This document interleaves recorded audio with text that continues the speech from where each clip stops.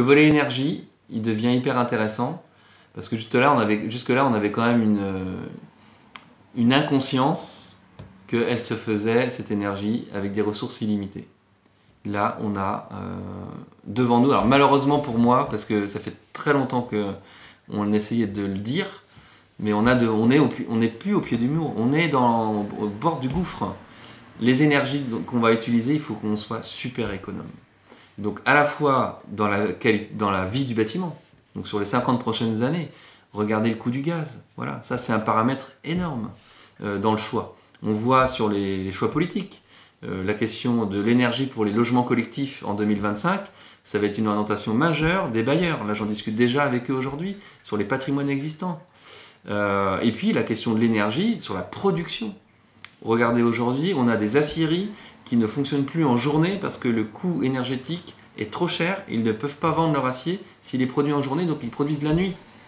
On a le polystyrène qui est pareil, un isolant qui consomme énormément d'énergie, qui prend, là on est à des plus 40-50% tous les mois, parce que l'énergie dépensée pour la production devient le paramètre numéro 1 dans le coût du produit.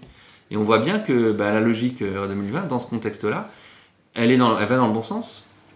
Parce qu'elle prend ce paramètre qui était jusque-là pris comme un élément anecdotique, mais là on a une réalité concrète de pénurie de matériaux, parce que la production de ces matériaux-là devient inaccessible en coût.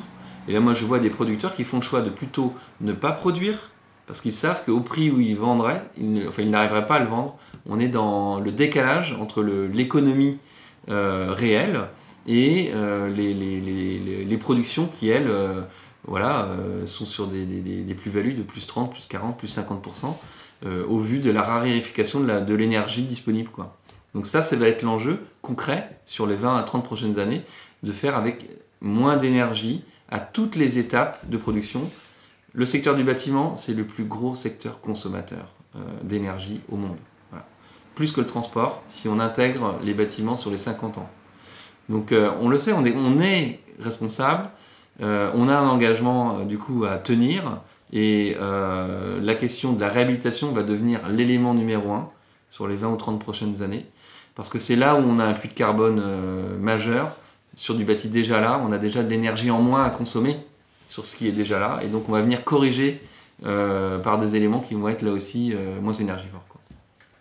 GRDF, par cette web série, confirme notre volonté de faire témoigner des experts sur cette future réglementation et sur la mixité énergétique. On voit à travers tous ces témoignages que ce sont de grands enjeux que nous, de notre côté, on veut relever pour faire en sorte que le monde de demain soit un monde dans la mixité énergétique.